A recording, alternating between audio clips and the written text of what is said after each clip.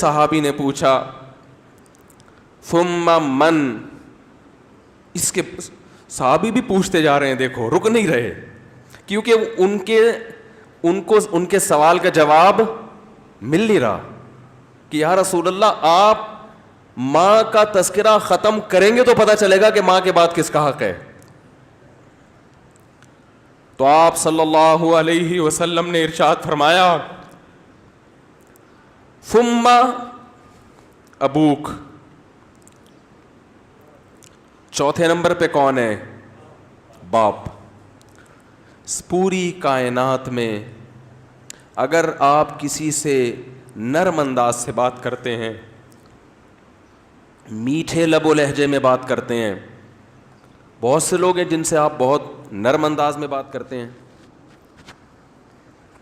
اپنے باس سے آپ سر کہہ کے بات کرتے ہیں کہ نہیں کرتے؟ کبھی آپ نے دیکھا کہ اس نے تھوڑا سا سختی کی ہو, آپ نے آنکھیں ماتھے پہ رکھ لی ہوں, کبھی دیکھا آپ نے؟ ہے بھائی,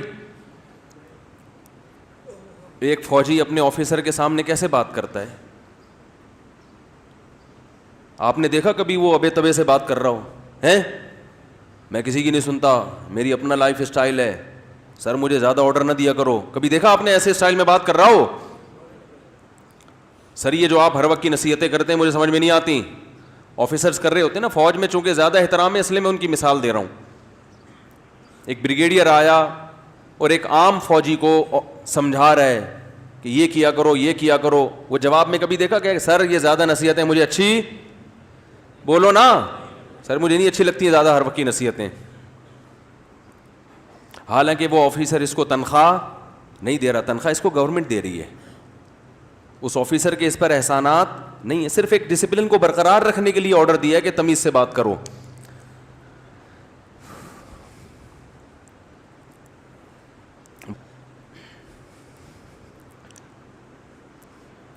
اس نے آپ کے لیے قربانیاں دی ہیں,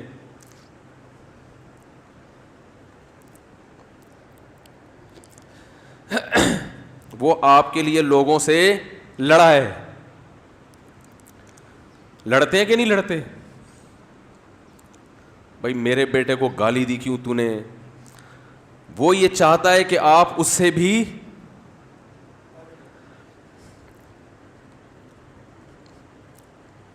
آپ اس سے آگے چلے جائیں.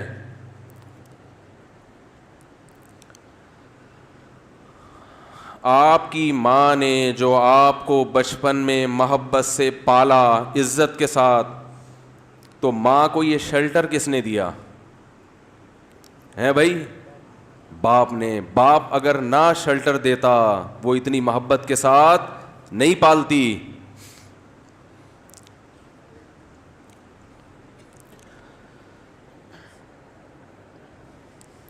یہ ٹاپک مجھے چینج کرنا پڑے گا, میری میٹر جو ہے نا شارٹ ہو جاتا ہے, بولا نہیں جاتا اس ٹاپک پر. خیر ہم اپنا جو موضوع لے کے چلے تھے اسی کو کرتے ہیں. تو دیکھو آپ صلی اللہ علیہ وسلم نے کیا فرمایا کہ چوتھے نمبر پہ سب سے زیادہ حق کس کا ہے؟ بولو بھائی, باپ کا.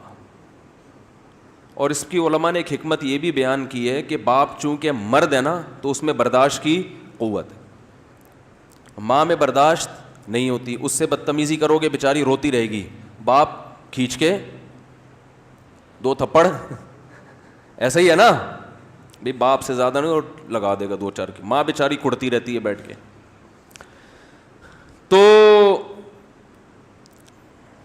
تو میں مثال دیتا ہوں کہ ایئر ہوسٹس سے اخلاق سیکھا کرو. جس اسٹائل میں ایئر ہوسٹس آپ سے بات کر رہی ہے تو جب ماں سے بات کرو نا تو اس اسٹائل میں 3 چمچ چینی, 3 چمچ حدیث میں 3 گنا ہے نا, تو جتنی چینی آپ اپنے باس سے بات کرتے ہوئے اپنے کلام میں ملاتے ہو, اپنی ماں سے بات کرتے ہوئے 2 چمچ اس میں اضافی ڈال لیا کرو, تو ٹوٹل کتنے ہو جائیں گے؟ 3 چمچ ہو جائیں گے. اتنا میٹھا کلام ہونا چاہیے. کس سے بات کرتے ہوئے؟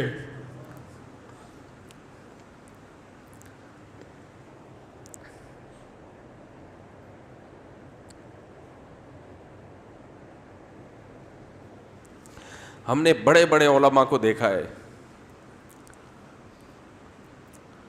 ان کے والدین بالکل دیہاتی, کچھ بھی نہیں آتا ان کو, بالکل گنوار, نہ بات کرنے کی تمیز, نہ اٹھنے بیٹھنے کی تمیز, لیکن بیٹے بن گئے بہت بڑے عالم, اللہ نے بڑی عزت دی. لیکن وہ اپنے باپ کا ایسا احترام کرتے تھے, ایسا بچھ جاتے تھے باپ کے سامنے, ہم نے اپنی آنکھوں سے دیکھا ہے کہ لگتا ہی نہیں تھا کہ یہ کوئی کیا عالم ہے, کوئی مفتی ہے, کوئی بزرگ ہے. تو کیونکہ جذبات ساتھ نہیں دے رہے, ورنہ ایسے کچھ واقعات آپ کو سناتا. بھائی اللہ کا حکم ہمارے لیے کیا ہے, کافی ہے نا. تو بات کہاں سے چلی تھی کہاں کو چلی گئی, وقت بھی پورا ہو گیا ہے. میں اسی پہ بات کو سمیٹتا ہوں جلدی سے. آپ کو چندہ مندہ کرنا ہے جلدی سے کر لیں. ہو گیا, ہوگا نا, تو جلدی سے کر لیں. شادیوں کی بات ہی ٹھیک ہے بھائی, یہ ماں باپ کے حقوق کی بات نہ کیا کرو. وہ شادیوں والی بات کیا ہے, وہ ٹھیک ہے نا, وہ مزہ بھی آتا ہے اس میں. ٹھیک.